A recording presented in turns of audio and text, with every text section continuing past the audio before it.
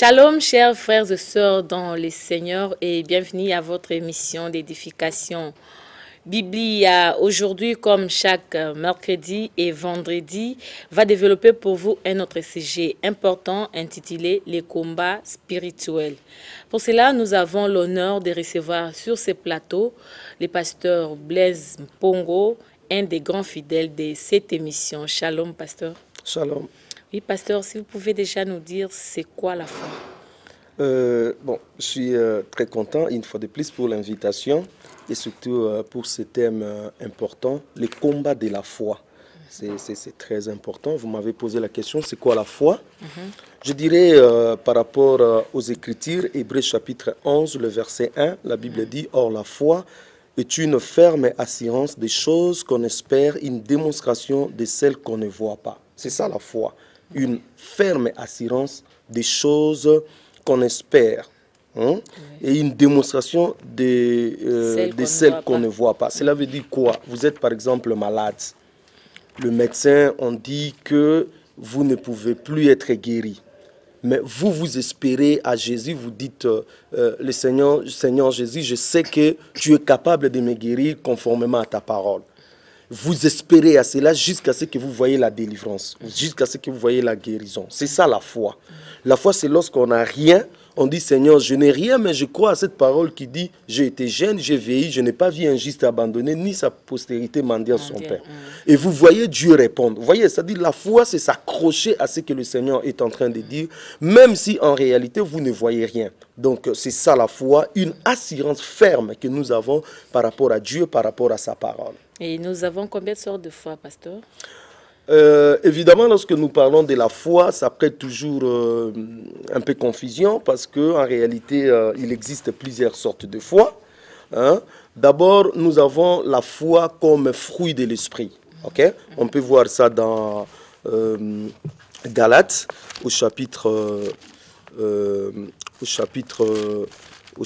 5, là où on est en train de parler des fruits de l'esprit. Si on peut voir ça rapidement. Dans le verset 19, la Bible dit, 22, pardon. Mais le fruit de l'esprit, c'est l'amour, la joie, la paix, la patience, la bonté, la bienveillance, la foi. Vous voyez, parmi le fruit de l'esprit, nous avons la foi dedans. Cela veut dire quoi? Il faut que vous croyiez que Dieu existe. Dès que le Saint-Esprit vient en vous, parmi les premières choses que le Saint-Esprit fait, c'est créer en vous aussi la foi. Déposer en vous la foi. Parce que sans cette foi, il vous est impossible de croire. Sans cette foi, vous serez dans l'impossibilité de capter les choses de l'Esprit. Parce que Dieu, on ne le voit pas. Le salut qu'on est en train de nous présenter, Jésus-Christ a été à la croix il y a de cela plus de 2000 ans. Pour que vous puissiez vous approprier de cette œuvre que lui a accomplie à la croix, il faudrait avoir la foi. C'est pour cela, le Saint-Esprit, quand il vient en vous, parmi les premières choses qu'il fait, il produit en vous déjà la foi pour vous permettre de croire, pour vous permettre de capter les réalités que l'œil nu ne peut pas. Donc, la première sorte de foi que nous avons, c'est d'abord foi, fruit de l'esprit.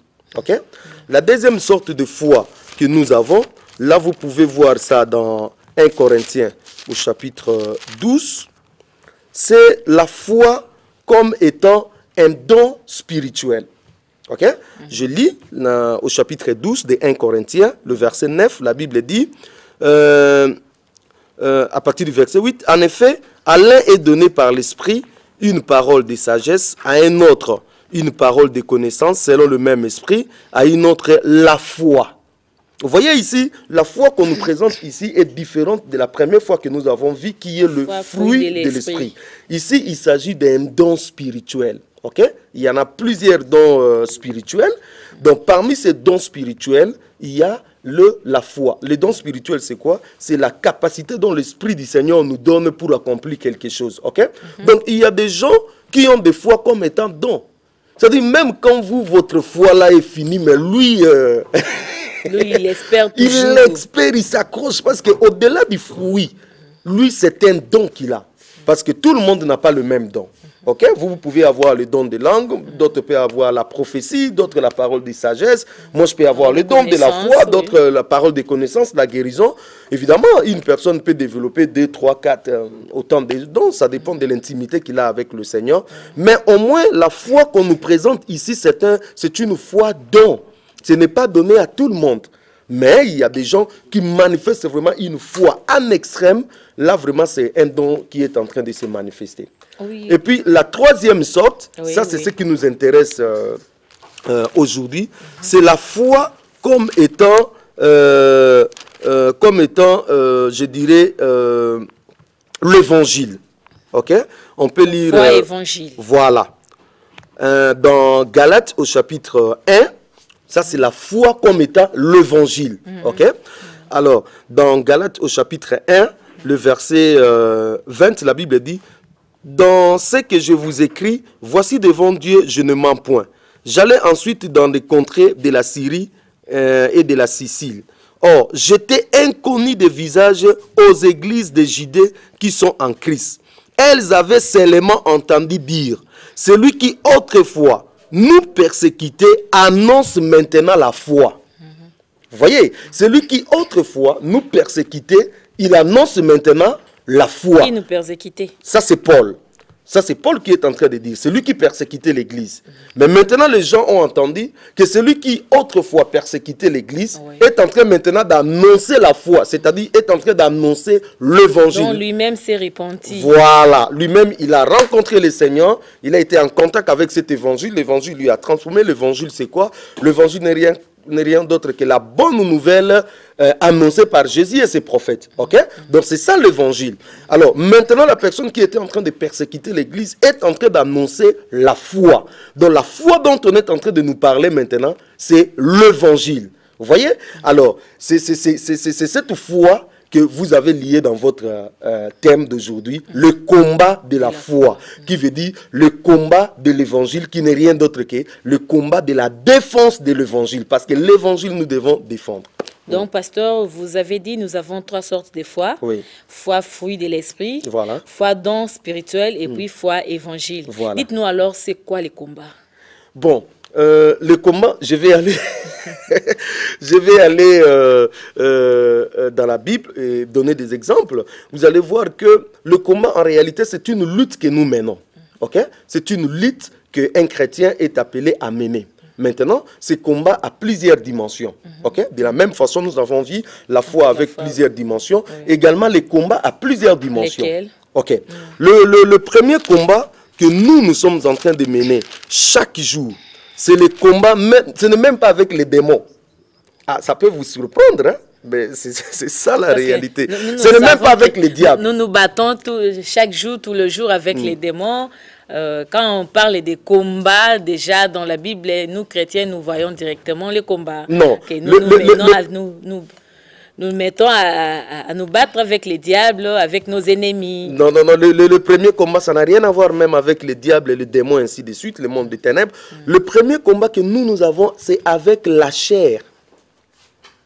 C'est ça le combat de chaque jour. Nous devons d'abord combattre la chair, oui. La Bible dit dans Galates au chapitre 5, je lis le verset 16, la Bible dit: je dis donc, marchez selon l'esprit et vous n'accomplirez pas les désirs de la chair. Verset 17, car la chair a des désirs contraires à ceux de l'esprit, et l'esprit en a des contraires à ceux de la chair. Ils sont opposés entre eux, afin que vous ne fassiez point ce que vous voudriez. Vous voyez l'opposition qui est là? C'est-à-dire, l'esprit a des désirs et la chair également a ses désirs. Or, les désirs de la chair, quand vous lisez plus haut, vous allez voir, c'est l'immoralité, c'est le mensonge, c'est l'hypocrisie, c'est l'envie, la débauche, tout ça. C'est-à-dire, le désir de la chair ne peut rien t'amener si ce n'est à l'enfer. Le désir de la chair ne peut rien t'amener si ce n'est t'éloigner de Dieu. Ça, c'est le désir de la chair. Tandis que le désir de l'esprit, l'esprit a des désirs contraires à ceux de la chair. Vous voyez, l'esprit va produire en vous ce que nous avons mis. L'amour, la paix, la sainteté, la joie, ainsi de suite. Et vous êtes obligés, de gérer ça chaque jour. C'est-à-dire, à tout moment, lorsque votre chair est en train de s'élever, dire à la chair, toi, tu dois être crucifié avec Jésus à la croix. Et je vous dis, ce n'est pas facile. C'est un combat, difficile auquel les chrétiens sont appelés à mener chaque jour. Lorsque les épaules commencent à dépasser un peu la tête, il faut que l'esprit te dise que non, monsieur, attention, tu deviens orgueilleux. Descends un peu. Vous comprenez? Vous êtes devant une situation, vous êtes en train d'imaginer comment mentir. L'esprit du Seigneur est en train de dire non, non, non, non, non, ici, tu ne vas pas mentir. Comme on le voit aujourd'hui à Kinshasa, même moi, ça me surprend des fois. On appelle quelqu'un, tu es où? La personne est juste sur le 30 juin ici, il dit non, je suis à Massina. Le mensonge. Et même des chrétiens, des fois, ça passe, on dit bon, ce n'est pas. Non, vous voyez, donc le combat que nous avons premièrement, c'est la bataille avec la chair. Vous devez dompter votre chair. Voilà pourquoi Paul est en train de dire. Pour dompter la chair, pasteur, il faudra avoir l'esprit, bien sûr. Bien sûr, il faut avoir l'esprit. Vous n'avez pas l'esprit de dire. Voilà, il faut se laisser conduire par l'esprit. Paul dit quelque part, il dit, je traite durement mon corps. Je le tiens assujetti. C'est-à-dire, le corps, on ne lui laisse pas un champ libre. Le corps, la chair, on ne lui laisse pas la liberté. Parce qu'une fois vous laissez à la chair la liberté, voilà. Il profite pour faire des dégâts. Vous voyez, donc le premier combat que nous avons en tant qu'enfants de Dieu, ce n'est même pas les démons, ce n'est même pas des sorciers, c'est d'abord le combat que nous avons avec notre propre chair chaque jour.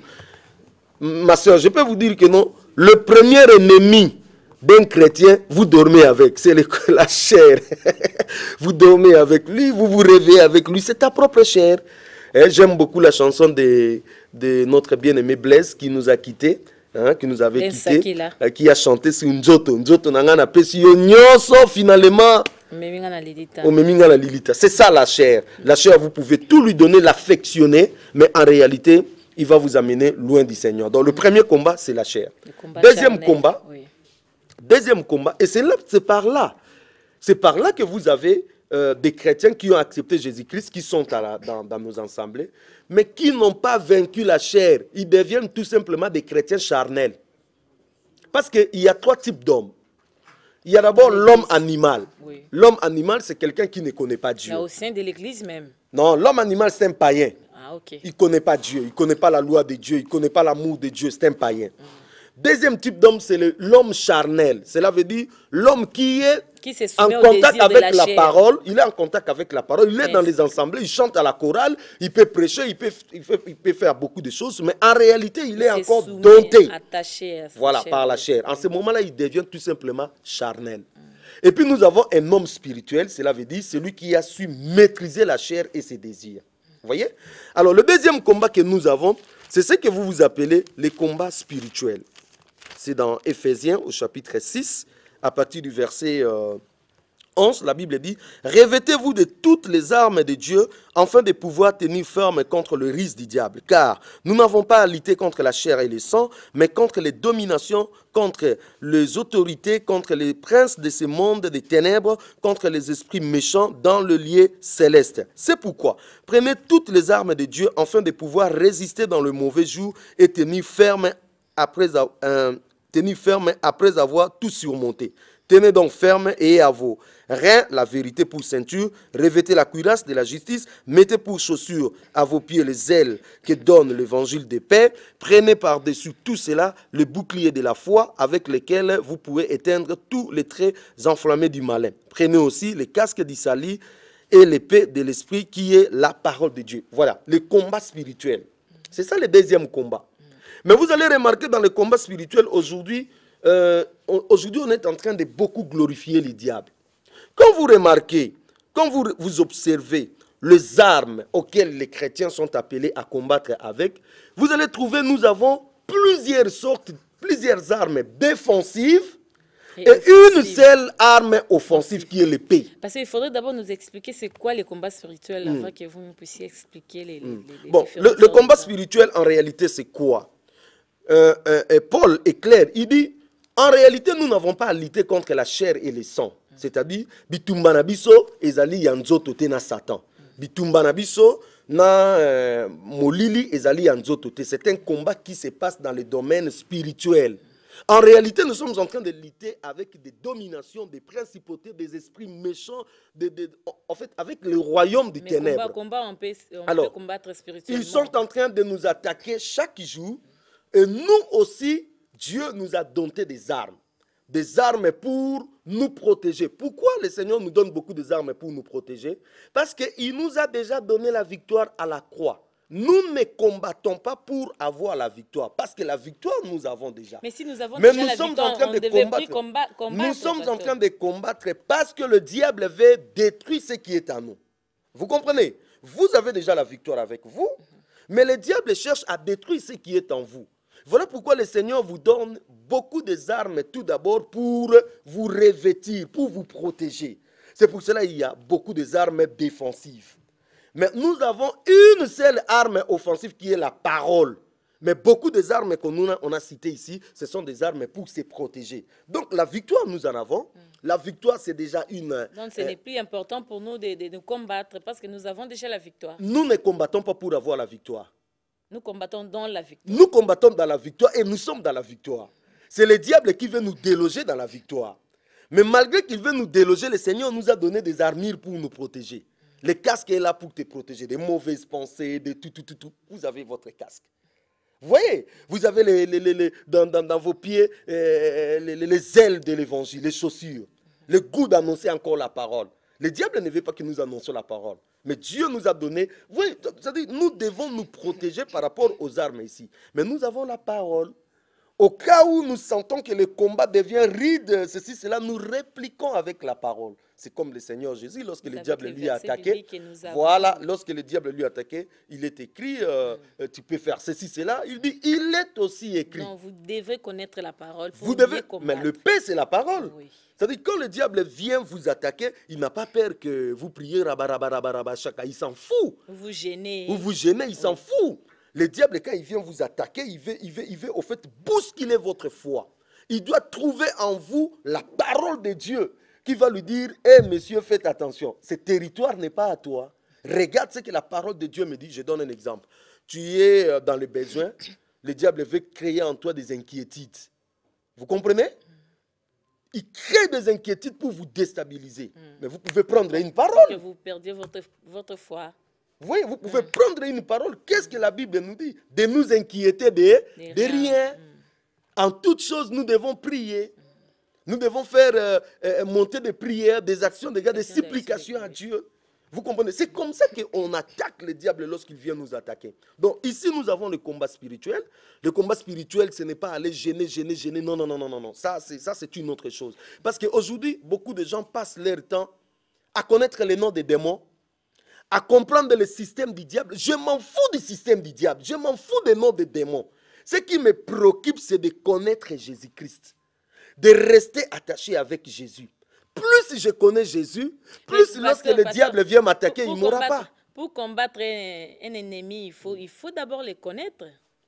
Ma soeur, il faut les connaître avant de les combattre. Vous savez, aujourd'hui, dans les combats que... Il faut savoir quelles sont ces tactiques de combat. Non. Je n'ignore pas, je ne veux pas ignorer les diables et le monde des ténèbres. Je sais qu'ils sont là. Je sais que le diable est là. Je sais qu'il rôde tout autour de nous comme un lion rugissant, cherchant qui dévorer. Je sais cela. Mais je ne lui donne pas autant de crédit. Regarde comment nous tremblons. Même lorsqu'il y a un chat qui miaule la nuit, on tremble déjà. Au nom de Jésus, on sursaute, on est là en train d'attaquer. Non, c'est juste parce que nous ne connaissons pas notre position en Jésus-Christ. Celui qui connaît sa position en Christ, il ne peut pas être ébranlé. J'ai aimé un témoignage d'un frère, il témoignait, il dit, le diable est là attaqué la nuit. Et puis il se réveille comme ça, il voit, ce sont des démons qui sont en train de l'attaquer. Il dit, ah bon, vous êtes là, bon, il n'y a pas un problème. Il se rendort. Il connaissait qui il était dans le Seigneur. Le gros des problèmes, c'est que nous ne connaissons pas ce que nous sommes dans le Seigneur. C'est pour cela que nous tremblons. C'est pour cela que nous passons tout notre temps à connaître les démons. Je n'ai pas le temps de connaître les démons. Parce que tu es intouchable. Non seulement je suis intouchable, j'aimerais connaître Christ. J'aimerais aller dans l'excellence connaissance de Jésus-Christ. Voilà. J'aimerais connaître Jésus-Christ dans son hauteur, dans sa profondeur, dans sa largeur, dans sa longueur. J'aimerais être rempli de Jésus-Christ. Quand je suis rempli de Jésus-Christ, le monde des ténèbres, moi je m'en fous. Je sais qu'ils sont là, mais je m'en fous. Ils vont venir, ils vont trouver rien à moi. Ils vont rôder tout autour de moi comme un lion rugissant, mais ils n'ont rien à m'impacter. Parce que celui qui est à moi est plus grand que celui qui est dans le monde. Aujourd'hui, ça m'étonne, les gens connaissent les listes, les noms des démons. Je me pose la question, dans quelle Bible ils trouvent ça? Oh, démon tel, il s'appelle tel. Vous avez eu ça dans quelle Bible? De même également avec les gens qui passent tout leur temps à connaître des anges. Nous n'en avons pas besoin de connaître des anges. Ils sont là à notre service. Nous avons besoin de connaître Jésus-Christ. Si vous connaissez Jésus-Christ, vous connaissez votre position dans le Seigneur, mais le monde des ténèbres ne peut rien contre vous. Le chat va miauler, tu t'en fous. Le cancrelat va passer, toi tu t'en fous parce que tu connais ta position. Donc le deuxième combat, c'est le combat spirituel. Oui. Alors le troisième combat, c'est le plus important que nous débattons aujourd'hui, c'est le combat de la foi. Écoute ce que Jude dit. Dans Jude, verset 3, la Bible dit, « Bien-aimés, alors que je désirais vivement vous écrire au sujet de notre salut commun, je me suis senti obligé de vous envoyer cette lettre pour vous exhorter à combattre pour la foi qui a été transmise au sein une fois pour toutes. » Ça, c'est Jude qui est en train d'écrire. Il dit, quand j'ai pris l'initiative de vous écrire, j'ai eu besoin de vous écrire au sujet de notre salut commun. Mais je me suis senti dans l'obligation de vous écrire à combattre pour la foi. Il y a un combat que nous devons mener pour la foi. Comment? La foi, comment devons-nous mener ces combats? Voilà. Pasteur? La troisième sorte de foi, j'ai dit que c'était la foi oui, évangile. Le combat de la foi. Donc quand nous disons ici combattre pour la foi, cela veut dire nous devons déployer nos forces pour combattre pour l'évangile. Vous comprenez? Pourquoi? Parce que l'évangile de Christ est menacé. L'évangile de Christ est en train de vouloir être altéré par des mauvaises personnes qui veulent amener des doctrines compliquées. Vous comprenez? C'est pour cela que nous devons combattre pour la foi, c'est-à-dire pour l'évangile. Vous comprenez? Aujourd'hui, il y a des doctrines de démons. Aujourd'hui, il y a je ne sais pas moi s'il faut dire des doctrines bon marché. Aujourd'hui, chacun est en train de se lever, voilà, des doctrines compliquées pour annuler la parole véritable de Jésus. Écoute ce que Jésus-Christ dit aux pharisiens. Il dit, vous pharisiens, ce que j'ai avec vous, mon problème avec vous, c'est quoi? C'est que vous voulez prendre vos coutumes, vos traditions de Moïse et les placer au même pied avec la parole de Dieu. Vous voyez le problème des pharisiens. Et c'est ce qui se passe aujourd'hui. Nous prenons nos raisonnements, nous prenons nos façons de faire, nous prenons notre intelligence que nous avons appris à l'école et on l'amène dans l'église, on l'amène dans des assemblées, on l'amène au milieu des enfants de Dieu. On veut même le faire passer au même pied d'égalité que la parole de Dieu. En annulant bien sûr ce que la parole de Dieu nous dit. Et aujourd'hui, moi je suis désolé de voir que beaucoup de chrétiens aujourd'hui à Kinshasa, ils sont prêts à se battre pour leur pasteur. Vous touchez à leur pasteur, il vous dit, je peux te tuer. Vous comprenez? Dans des bus, quand vous passez, vous citez le nom d'un pasteur. Pasteur, pourquoi vous avez cité le nom d'un pasteur? Sujet, voir comment vous parlez concernant les pasteurs ou d'autres enfants de Dieu. On vous traite d'ailleurs d'être trop prétentieux. Bon, évidemment, je suis désolé si on me traite d'être prétentieux. En fait, vous, quand je dis vous, je vois directement l'apôtre Chora qui vient de rentrer en France. Quand on faisait des émissions en direct ici, les 2 samedis qui ont suivi, qui ont dévancé son retour en France, il y a des téléspectateurs qui ont appelé pour dire que ses frères sont très prétentieux. Bon, écoute, d'abord, il faut que je rassure à mes bien-aimés qui sont en train de me suivre à la maison. 1, nous aimons beaucoup nos frères. Partout. 2, nous ne sommes pas là pour combattre l'église véritable. Non, non, non, non, non. On ne peut pas combattre. Un royaume qui combat ses propres membres, c'est un royaume qui est divisé. Donc, on ne peut pas combattre nos frères. Non. 3, nous avons beaucoup de respect pour nos aînés. Vous comprenez? Il y a des gens qui ont beaucoup travaillé pour l'évangile dans ces pays. On a beaucoup de respect pour eux. Je vous ai dit la fois passée que nous avons de la considération, du respect pour eux. Vous comprenez? Lorsque nous sommes en train de venir ici, nous ne ciblons pas une personne. Nous dénonçons seulement le système religieux qui se met en place. Vous comprenez? Nous dénonçons seulement. Nous disons, bien aimés, faisons attention. Il y a eu le réveil qui a commencé vers les années 80, les années 85. Nous avons senti quelque chose commencer à bouger. Les gens ont été secoués. Ça produit ce que nous voyons aujourd'hui, les églises des réveils. Faisons attention, parce que si nous ne faisons pas attention, nous allons nous rendormir encore. Vous voyez, ce n'est pas être prétentieux. Nous sommes en train de défendre l'évangile. Je crois même que ces bien-aimés devaient être dans la joie de nous voir prendre tous ces risques que nous sommes en train d'avoir pour défendre la parole, l'évangile de Christ. D'autant plus que le combat pour l'évangile, c'est un combat qui est demandé à tous les enfants de Dieu. Mais aujourd'hui, je vous ai dit, les enfants de Dieu sont prêts à se battre pour les pasteurs. Moi, je n'ai pas besoin que quelqu'un se batte pour moi. Je ne veux même pas que quelqu'un vienne derrière moi. Je n'ai pas besoin d'arranger les gens derrière moi. J'ai besoin... Vous n'avez pas quelqu'un pour porter votre Bible, par exemple? Bon, de toutes les façons... Par exemple, votre garde du corps. Non, je n'ai pas besoin de garde du corps. Je n'ai pas besoin pour porter ma Bible. Ma Bible, moi, je peux la porter vraiment moi-même. Donc, je n'ai pas besoin que quelqu'un soit mon fanatique. Je n'ai pas besoin que quelqu'un soit là pour me soutenir quand je prêche. Alléluia, Amen. Moi, je n'ai pas besoin de ça. Moi, j'ai besoin de dire ce que le Seigneur Jésus est en train de me dire, de dire point final. Vous comprenez? Donc, les gens aujourd'hui, ils sont prêts à se battre pour leur pasteur. Les gens aujourd'hui sont prêts à se battre pour leur bâtiment. Au toucher un bâtiment, tu auras des problèmes. Les gens aujourd'hui sont prêts à se battre pour leur communauté. Nous sommes de l'armée du salut, nous sommes des Kimbanguistes, nous sommes des églises de réveil, Il est prêt à te couper la tête pour sa communauté. Mais pour se battre pour Jésus, pour se battre pour l'évangile véritable, là on s'était. Vous entrez dans un bus, un charlatan entre, il commence à dire des choses, même à injurier Jésus. Vous voyez des enfants de Dieu, ils sont là, calmes. On ne sait pas lutter pour l'évangile véritable. Vous comprenez? Oui, il y a des choses qui se prêchent, quelqu'un vient, il tourne la Bible à gauche, il retourne ça à droite, il vous dit des choses. On ne sait pas dire que non frère, j'ai vérifié dans tel endroit, comme les chrétiens de Béret. La Bible dit, lorsqu'on leur prêchait, qu'est-ce qu'ils faisaient? Ils vérifiaient si ce qu'on leur disait était conforme à l'écriture. Mais aujourd'hui, dans nos assemblées, nous avons des fanatiques. On ne vérifie plus. Il suffit que quelqu'un vienne et dit, bon, je vais vous prêcher sur ça. Oui, ce sont des révélations. Amen, amen. On ne vérifie pas. C'est pour cela qu'on met des gens dans des poches. Parce que des chrétiens d'aujourd'hui ne lisent pas la Bible. Des chrétiens d'aujourd'hui ne vérifient pas ce que leurs pasteurs disent. Moi, des fois, quand je prêche, il y a des frères qui viennent me voir et me disent, oh, pasteur, tu as prêché, mais sur tel endroit, on peut discuter. On discute avec eux. Des fois aussi, ils ont raison. Et je dois m'aligner parce que je n'ai pas la totale connaissance. Vous comprenez? Oh, les chrétiens aujourd'hui, ils ont tout perdu. C'est pour cela la défense de l'évangile pose problème. Et vous savez pourquoi? Pourquoi aujourd'hui nous avons autant de fausses doctrines? C'est parce que la véritable doctrine n'est pas défendue.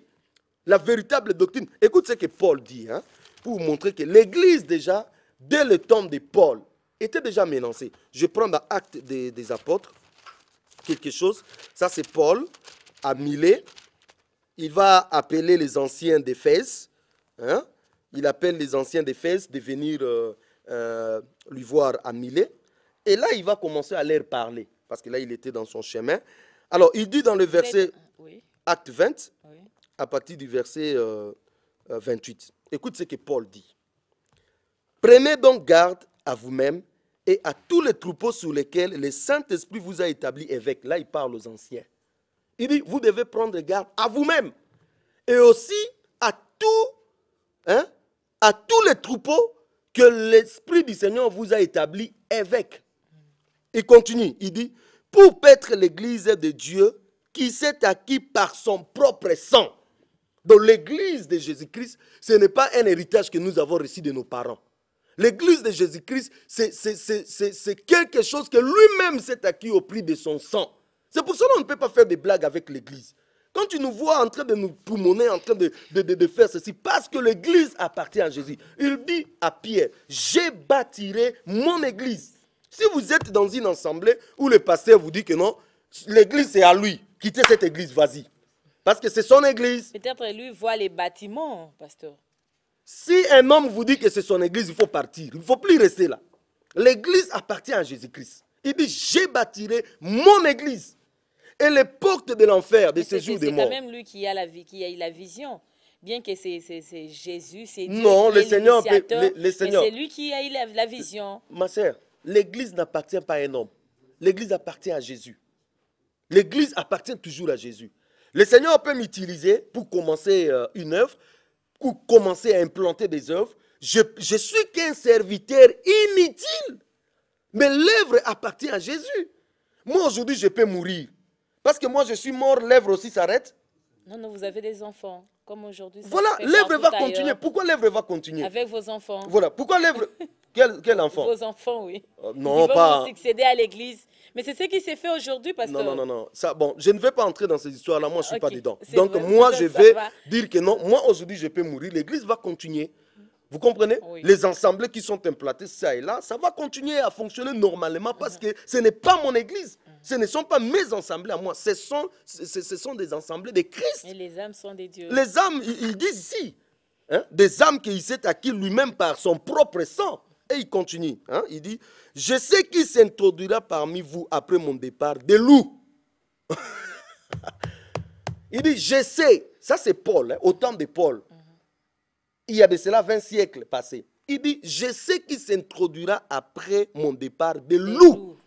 Et il continue. Il dit, des loups cruels qui n'épargneront pas les troupeaux.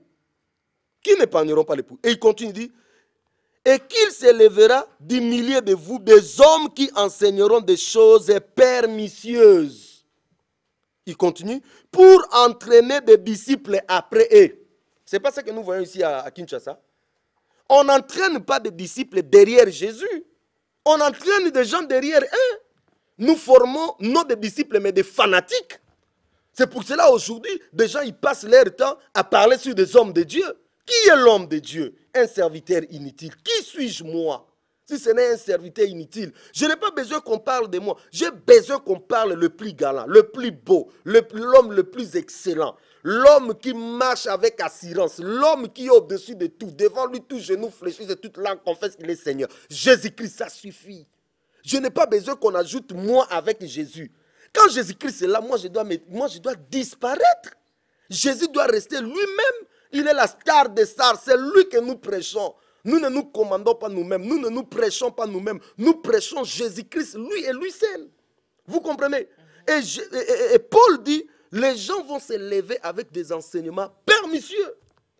Ils vont entraîner des gens derrière eux. C'est pour cela que nous devons lutter pour l'évangile. Nous devons lutter pour sauvegarder, pour maintenir, pour garder. Parce que dans Romains, je vais lire ce verset avec vous. Dans Romains chapitre 1, regarde ce que la Bible dit. Hein? Ces gens qui se lèvent avec des enseignements pernicieux, hein? Ces gens qui se lèvent entraîner des gens vers eux, qu'est-ce qu'ils font de l'évangile? Romains chapitre 1, le verset 18. La Bible dit, la colère de Dieu se révèle du ciel contre toute impiété et toute injustice des hommes qui retiennent injustement la vérité captive. Des hommes qui retiennent la vérité captive. Pourquoi? Mais oui, parce qu'ils ont des intérêts. Vous comprenez? C'est pour cela qu'on amène des doctrines de démons. C'est pour cela qu'on enseigne des fables. On enseigne des contes. Aujourd'hui, dans l'église du Seigneur, moi, des fois, je m'étonne, pasteur Aye, Azoteya, non, exemple, qu'est-ce que les mboloko ont fait dans la parole de Dieu? C'est comme si dans la parole de Dieu, il n'y a rien. On essaie des fables, des contes. Aujourd'hui, écoutez dans cette église, des raisonnements. Vous sentez quelqu'un, il parle comme ça. Ce n'est pas la parole de Dieu qu'il est en train de parler. Il parle la science qu'il a appris à l'école, la biologie. On n'en a pas besoin dans l'église. Dans l'église, on a besoin de la parole, les enseignements. Qu'est-ce que le maître nous a laissé? Qu'est-ce que le maître nous a dit? Voilà pourquoi nous devons enseigner. Parce que si nous ne nous combattons pas pour l'évangile véritable, les gens qui sont animés de mauvaise volonté, ils vont retenir l'évangile captif. Et finalement, il n'y aura plus de vérité. La vérité va disparaître. Il n'y aura plus le droit chemin. Le peuple sera tellement dans la confusion que nous ne saurons pas discerner notre droite c'est où, notre gauche c'est où. C'est pour cela que nous devons lutter. Et je suis en train de dire, mes frères sont en train de me suivre, ce n'est pas seulement le pasteur Blaise qui doit lutter pour l'évangile. C'est nous tous les chrétiens, nous tous enfants de Dieu. Là où vous êtes au marché, là où vous êtes au travail, là où vous êtes à l'université, là où vous êtes, je ne sais moi, à la maison, dans votre quartier, vous devez apprendre à défendre les intérêts de Jésus-Christ, à défendre la parole de Dieu. Et pour défendre cette parole, il faut vous-même d'abord apprendre à les lire, à méditer cette parole, à avaler le rouleau. Parce que comment, moi des fois je n'aime plus demander aux gens, ma soeur, tu as médité la parole de Dieu? Pasteur, je vais méditer. La dernière fois tu as médité la parole de Dieu, la dernière fois tu as médité la parole de Dieu, c'était quand? C'était le dimanche quand je suis allé à la prière. Voilà. Comment nous allons défendre l'évangile de Christ si nous sommes même incapables de méditer la parole de Dieu? Comment nous pouvons défendre l'évangile de Christ si nous sommes incapables de rester à l'intimité avec le Seigneur même 10 minutes? Aujourd'hui, prier 10 minutes, c'est un problème. Il y a des gens qui ne savent pas comment lire la Bible. Bon, ils lisent la Bible comme des récitations, mais comprendre vraiment qu'est-ce que la Bible dit. Quelle explication donner à ces versets bibliques? Je ne sais pas, peut-être c'est là aussi le problème. Il faudrait que vous, serviteurs de Dieu, vous appreniez aux enfants de Dieu comment lire la Bible. Bon, je vais vous surprendre. Cette parole, la Bible, la parole de Dieu, vous n'allez pas comprendre ça parce que vous êtes licencié en droit. Je connais des licenciés en droit, vous lui donnez la parole de Dieu, il va lire et puis il ne comprend rien. Vous comprenez? Vous n'allez pas comprendre la parole de Dieu parce que vous êtes ingénieur. C'est pourquoi vous n'allez pas comprendre la parole de Dieu, je ne sais pas parce que vous êtes qui, non. Il faut seulement que l'Esprit du Seigneur vous aide, vous fasse comprendre les Écritures. Oh, nous avons parlé la foi. La foi, c'est une ferme assurance des choses qu'on espère, une démonstration de celles qu'on ne voit pas. Si vous avez la foi, vous dites que non, Seigneur, j'aimerais comprendre la parole, j'aimerais comprendre ta parole. Vous allez commencer à lire et comprendre la parole. Et il y a des gens qui n'ont pas étudié, mais lorsqu'ils vous parlent de la Bible, vous sentez, mais cette sagesse, ça vient d'où? C'est pour cela les pharisiens, tout ce monde, ils étaient étonnés de Pierre, des gens. Ils leur trouvaient des pécheurs. Mais ce ne sont pas des Galiléens, ce ne sont pas des pécheurs de rien du tout qui péchaient là. Vous pouvez trouver une personne qui n'a pas fait des grandes études, oui, mais qui comprend bien la parole. Mais d'où vient cette sagesse? Le Saint-Esprit. La personne est en intimité avec Dieu. Et puis, le Saint-Esprit l'aide à comprendre la parole de Dieu. Donc, pour comprendre la parole de Dieu, il ne faut pas être seulement un pasteur. Bien que, en tant que pasteur, nous devons vraiment aller en profondeur, parce que c'est ça la mission que nous avons réussi, l'enseignement, les 5 ministères. Mais tout enfant de Dieu peut connaître la parole. C'est pour cela, dans nos assemblées, nous devons encourager. Écoute ce que Paul dit dans 1 Corinthiens, au chapitre 14. Parce qu'aujourd'hui, dans nos assemblées, lorsque nous allons, c'est seulement les modérateurs et les pasteurs qui parlent. Mais, pasteur, il faudrait aussi organiser des conférences, j'ai voulu dire des études d'autres. Des conférences ça viendra, okay, ça viendra écoute, pour montrer aux enfants de Dieu comment lire la Bible et comment comprendre la Bible, voilà. Écoute ce qu'il dit, ce que Paul dit dans 1 Corinthiens. Les écoles des ministères, par exemple. 1 Corinthiens, chapitre 14, verset 26. La Bible dit, que faites donc, frères, lorsque vous vous assemblez, les uns ou les autres parmi vous, ont-ils un cantique, une instruction, une révélation, une langue, une interprétation, que tout se fasse pour l'édification? Vous voyez comment les réunions, ça s'est passé, les réunions, le culte biblique, ça s'est passé. Donc, lorsque vous vous assemblez comme ça, si vous avez un chant, vous donnez. Si vous avez une prophétie, vous donnez. Si vous avez une exhortation, vous donnez. Si vous avez un enseignement, vous donnez. Et tout se passe pour l'édification. Aujourd'hui, on a arraché carrément la parole aux fidèles. Quand vous allez à l'église, vous savez que non, vous allez dans un culte, vous savez que non, c'est notre pasteur qui va nous enseigner et le modérateur sera là pour conduire. Donc nous là, nous sommes des spectateurs. Alors que lorsque nous venons dans une réunion de prière, nous ne sommes pas des spectateurs, nous sommes tous des acteurs. Parce que le Saint-Esprit peut passer par n'importe qui pour édifier l'église. Vous voulez que ça se passe comment? Par rapport à ce que la Bible dit. Que faites-vous, frères, lorsque vous vous rassemblez? Vous avez un cantique, laissez la sœur chanter. Vous avez une instruction, laissez la personne dire. On ne peut pas confisquer une réunion. Il faut donner la parole aux enfants au peuple et de Dieu. Et ce qui m'étonne dans nos réunions aujourd'hui, il n'y a même pas de questions. Dans des réunions aujourd'hui, quand les pasteurs prêchent, il suffit seulement de lever la main. Levez seulement la main, dites que non, pasteur, j'ai une question. Il y a déjà des protocoles qui viennent vous dire, rabaissez votre main. Qu'est-ce que vous voulez faire? Vous comprenez? Qu'est-ce que vous voulez poser comme question? Vous allez voir, alors que ça ne se passait pas. Si quelqu'un a une question, il a une préoccupation, il lève sa main. Il n'a pas compris, il n'a pas compris quelqu'un. Voilà, oui. L'onction ne va pas fuir. Donc quand je suis en train d'enseigner, une personne lève la main, il dit que non, pasteur, là, je n'ai pas compris, vous pouvez... Je peux reprendre, je suis là pour eux. Si quelqu'un dit, pasteur, par rapport à tel...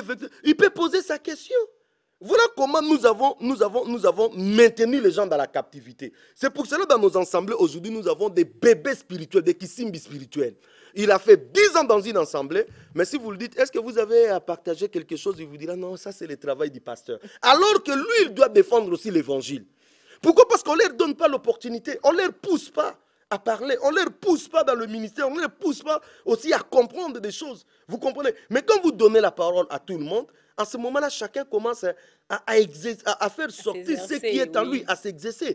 Et cette personne qui commence à défendre la saine doctrine, à partager la parole de Dieu au milieu des frères, lorsqu'il va sortir en dehors, il va commencer aussi à partager la parole de Dieu avec les autres. Et si quelqu'un vient avec des faux enseignements, il va dire non, non, non, par rapport à tel passage, par rapport à telle parole, la Bible dit ceci. Monsieur, tu es en train de nous amener dans une fausse piste. Vous comprenez? Mais on a maintenu les gens dans la captivité.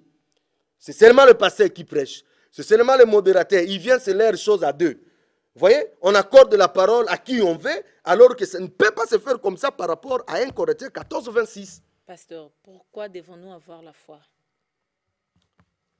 D'abord, sans la foi, il est impossible de lui être agréable. Sans la foi, comment vous saurez que Dieu existe? Nous croyons que Dieu existe par la foi. Nous croyons que Jésus-Christ viendra nous chercher par la foi. Nous croyons que je peux être guéri par la foi. Nous croyons à tout ce que la parole est en train de dire par la foi. Si vous n'avez pas la foi, des choses spirituelles deviennent impossibles pour toi. C'est pour cela que nous devons avoir la foi. Et votre dernier mot par rapport au combat de la foi? Le combat de la foi. Les enfants de Dieu qui nous suivent ce soir. Aujourd'hui, je suis en train d'interpeller tous les frères et sœurs. Ici, je ne suis pas là pour afficher une communauté ou bien une couleur quelconque. Je suis en train de demander aux enfants de Dieu, ceux qui ont fait une expérience avec le Seigneur, ils ont accepté Jésus-Christ, ceux qui connaissent l'évangile, la parole de Dieu, vous devez vous lever, partout où vous êtes, au travail, au marché, à la maison, dans des bus, partout pour défendre la parole véritable de Jésus. Or, pour défendre cette parole, vous devez lire la parole. Ne vous laissez plus guider, manipuler par des gens. Même moi qui est en train de vous enseigner, quand je suis en train de vous enseigner, lisez les versets que je suis en train de vous dire. Vérifiez si ce que je suis en train de dire est conforme à la parole de Dieu. Si cela est conforme à la parole, appliquez-la, pratiquez-la. Si cela n'est pas conforme à la parole de Dieu, cherchez-moi, on va débattre. Mais ce qui est le plus important dans ces temps de la fin, où il y a une confusion qui est en train de régner, il y a plusieurs dieux qui sont en train d'être prêchés. Nous, les enfants de Dieu, ne pas voir notre couleur, ne pas voir je ne sais pas moi quoi. Lèvons-nous et défendons la véritable évangile qui est l'évangile de Jésus-Christ. Lorsque vous voyez quelqu'un en train de monnayer les choses de Dieu, dites-lui, messieurs, la Bible nous dit, vous avez reçu gratuitement, donnez aussi gratuitement. C'est de cette façon que nous allons défendre la doctrine de Dieu. Et ce combat de la défense de l'évangile nous comble à tous, c'est-à-dire c'est de la responsabilité de nous tous, partout où nous sommes. Dieu nous jugera si nous ne défendons pas l'évangile de Jésus-Christ. Merci beaucoup au pasteur Blaise pour cet enseignement magnifique. Merci à toute l'équipe technique qui nous a permis d'arriver chez vous à la maison. Merci à tous les enfants de Dieu qui nous suivent chaque mercredi à 19 h et tous les vendredis également à 10 h. Que Dieu vous bénisse. Restez toujours branchés au programme de la RTNC2.